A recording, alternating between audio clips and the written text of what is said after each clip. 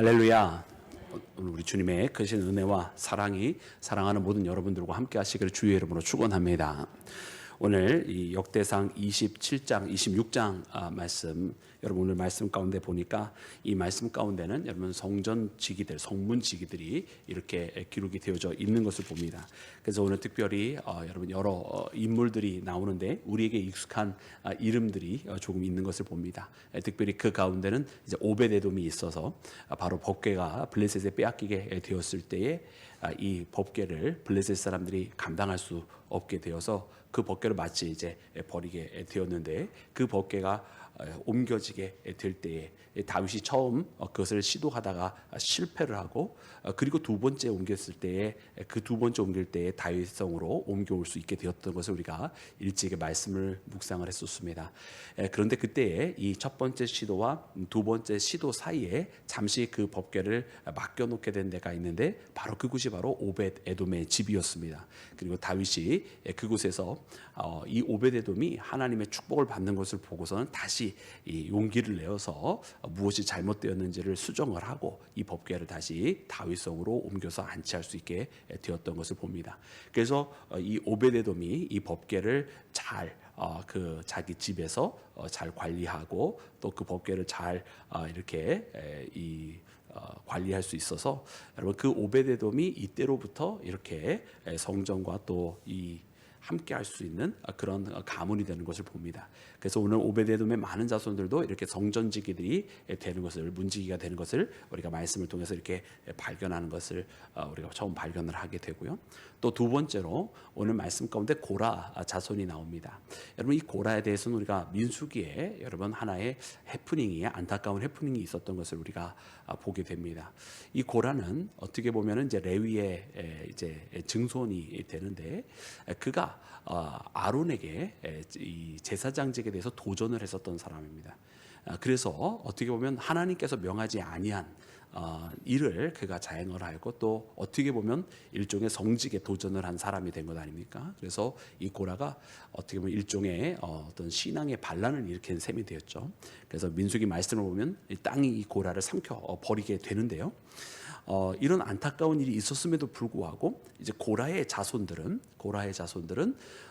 굉장히 성실하게 그 반란에는 참여하지 않았었기 때문이기도 가능했었을 것 같고, 그러나 그 후로는 굉장히 성실하게 어떻게 보면 자기 선조의 그런 잘못을 어떻게 보면은 마치 갚기라도 하는 듯 그렇게 열심히 모든 일에 적극적으로 나섰던 것을 보게 됩니다. 그래서 이 고라에 대한 것을 보면은 우리가 시편에도 여러분 고라 자손의 시들이 있습니다. 그래서 그런 것을 보면 이 고라의 잘못을 이어간 세대가 아니라 그 선조의 잘못을 회개하고 돌이킨 세대가 바로 이 고라 자손들이라고 하는 것을 우리가 깨달을 수가 있고요. 그리고 아니나 다를까 오늘 본문 말씀에도 이 고라의 자손들에게도 성전과 관련된 직무가 배정이 된 것을 봅니다.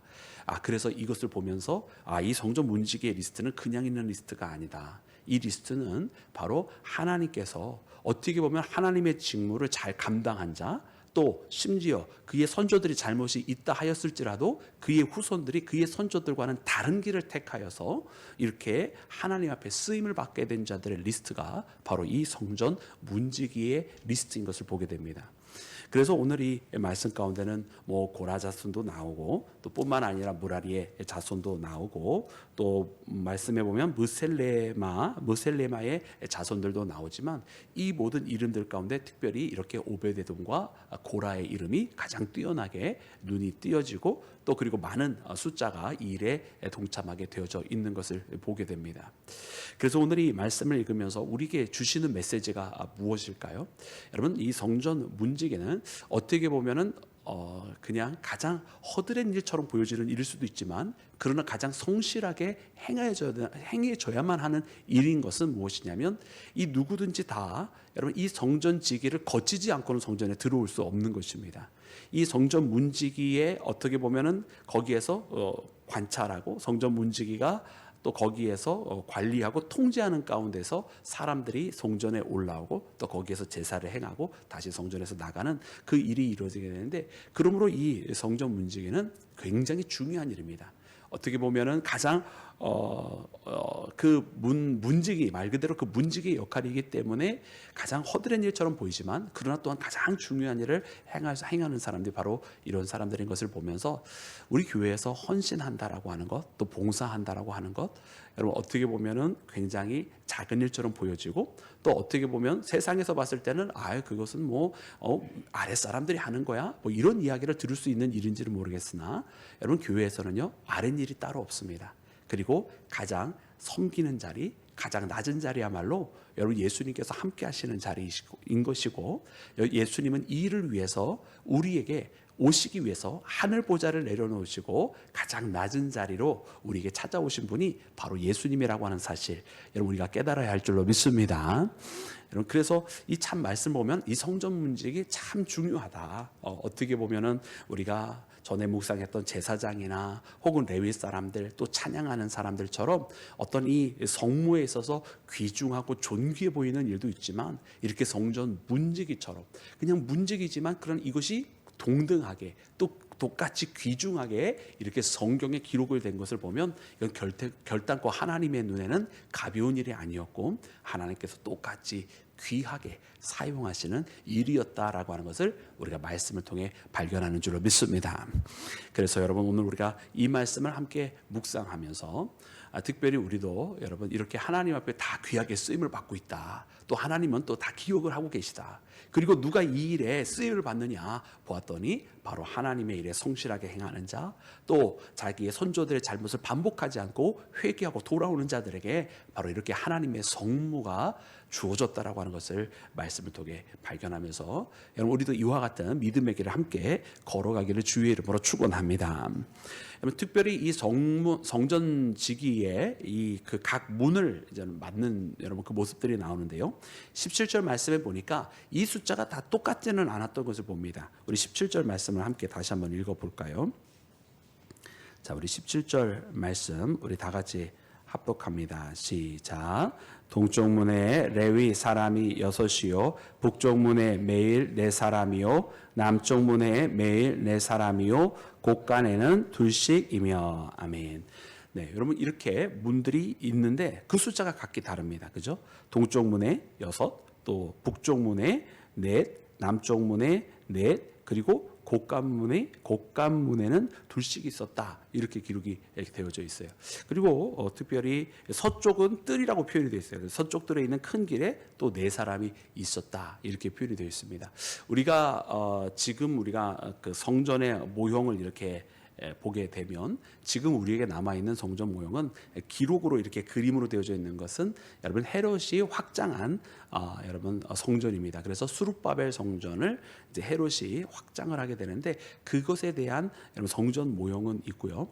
나머지 우리가 수룹바벨 때라든지 그리고 혹은 우리가 솔로몬 때라든지 결국은 다른 역사적 기록은 없어서 성서의 기록에만 이제 의존할 수밖에 없는데, 그때의 이 성전의 모습이 여러분 우리가 알고 있는 이제 성전의 사이즈라든가 뭐 야긴과 보아스의 2 기둥이라든가 또 그 다음에 이 대야라고 표현이 되어져 있는 바다, 거기에서 어떻게 보면 재물들을 씻기게 되는 그런 녹그릇들 외에는 여러분 사실은 많은 기록들이 있지 않아요.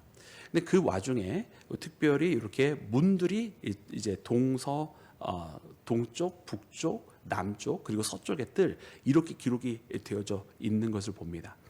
그러면서 여러분 이 동쪽 문이 제일 많은 사람들이 배치할 수밖에 없었던 것은 무엇이냐면 분명 이 솔로몬의 성전은 그 사이즈나 여러 가지 구도라든가 모든 것이 광야의 회막, 광야의 성막을 기초로 하여서 여러분 그것을 가져온 것이기 때문에 여러분 이 광야의 이 회막도 보면 그때는 문이 딱 한 가지밖에 없었어요.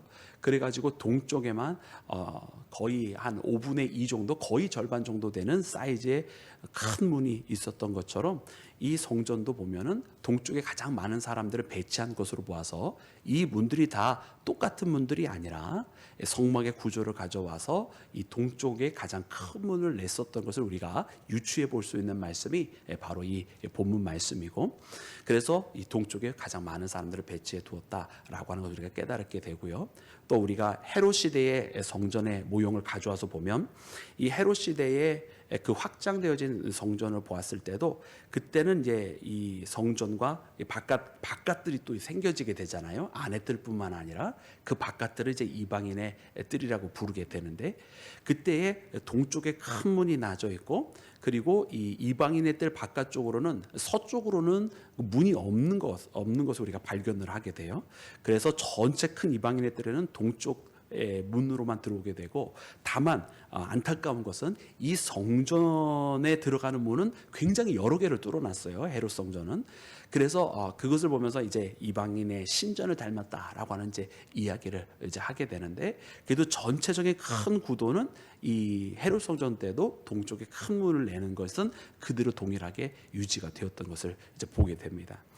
그래서 이때도 우리가 이 모든 것을 봤을 때 이것이 회막대로부터 계속 유래가 되어져 온 것이고, 그리고 지금 이 솔로몬의 성전이 지어지게 될 그 모습, 그래서 이 뜰을 성전 문을 지키게 되는 자의 숫자를 보았을 때도 그 모습 그대로 회막의 전통을 이제 이어져 가게 되는 것임을 우리가 말씀을 통해서 이렇게 발견하게 됩니다. 자, 그러면 사랑하는 여러분, 중요한 것은 왜 동쪽 문을 이렇게 만들었느냐가 제일 중요한 뜻이지 않겠어요?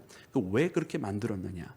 여러분, 동쪽으로 들어오게 하시는 것, 여러분, 그것은 바로 우리가 문이 하나인 것은 바로 우리가 일찍이 함께 묵상을 했던 것처럼 오직 하나님께 나오는 길은 한 길밖에 없는 것입니다. 그래서 아무 데서나 막 들어오게 하지 아니하고 항상 동쪽 문을 통해서 들어오게 하고, 그리고 이 한 길밖에 실제로 다 쓰는 게 아니라는 거죠. 뭐 서쪽 문이 있든 남쪽 문이 있든 이것은 어떻게 보면 제사장이나 레위인들이 직무를 감당하기 위해서 필요해서 만들어 놓은 것이고, 일반 거기서 제사를 드리는 사람들은 다 동쪽 문으로만 오게 하는 것을 우리가 깨닫게 되어지고요. 이는 이후에 우리가 신약의 시대에 이르러서 바로 예수님께서 우리에게 유일한, 여러분, 하나님께로 나아가는 유일한 길이시며 우리에게 유일한 하나님께로 나아가는 문이 되셨음을 여러분에게 가르쳐 주고 계시는 줄로 믿습니다. 또 마지막 메시아에 대한 예언도 또한 뭐라고 되어 있냐면 그가 동쪽에서부터 온다라고 하는 그런 표현들이 있어요. 그래서 유대의 메시아에 대한 열망과 그 메시아에 대한 고백이 이 동쪽 길로부터 오신다라고 하는 그런 고백이 있어서 이렇게 동쪽문에 대한 여러분 이런 어떤 그런 강조점들이 나타나는 것을 우리가 보게 됩니다. 그래서 이제 우리가 역사적으로 이슬람이 예루살렘을 차지할 때 메시아가 오지 못하게 하려고 그 동쪽, 지금은 우리가 그 황금문이라고 부르는데요. 그걸 왜 황금문이라고 하냐면 그 동쪽 문을 이제 거대한 바위로 다 막아놔 버렸어요. 그러니까 이 동쪽 문을 거대한 바위로 다 막아 놓으니까 햇볕이 딱 타면 그 바위에 빛이 반사가 돼서 마치 그냥 약간 누렇게 돌이 보이잖아요. 그래서 황금문이라고 부르는 거예요. 이게 좋은 뜻이 아니에요. 돌로 막혀진 문이라는 뜻이 돼버린 거예요. 제일 크고 제일 아름다운 그 문이 이슬람에 의해서 돌로 막혀져 있고, 그리고 그 앞에가 바로 이제 기드론 골짜기가 감람산에서 나오는 이제 기드론 골짜기인데, 그 골짜기를 이제 이슬람이 점령한 이후에는 공동묘지로 만들어 버렸어요.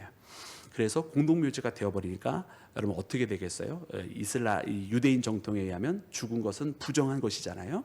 그래서 메시아가 오면서 부정해져라, 이런 의미로 이슬람이 만들어 놓은 건데, 그래서 이제 이슬람은 그렇게 해서 메시아에 오는 것을 막고자 시도했던 것을 우리가 역사적인 그런 어떤 행적들을 통해서 발견합니다.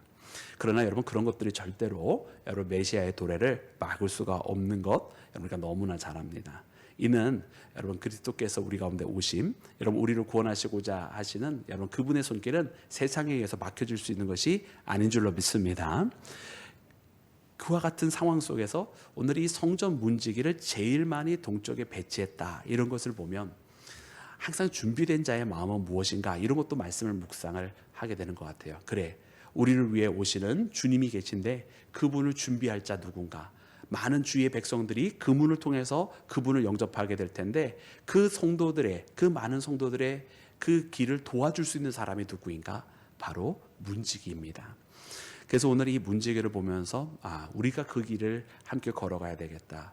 주의 오심을 준비하는 자, 또 주의 오심을 맞이하고자 하는 성도들을 돕는 자, 바로 이 성전 문지기의 모습 속에 나타나 있는 것이 아닌가. 오늘 이 말씀을 통해서 그런 생각이 드는데요.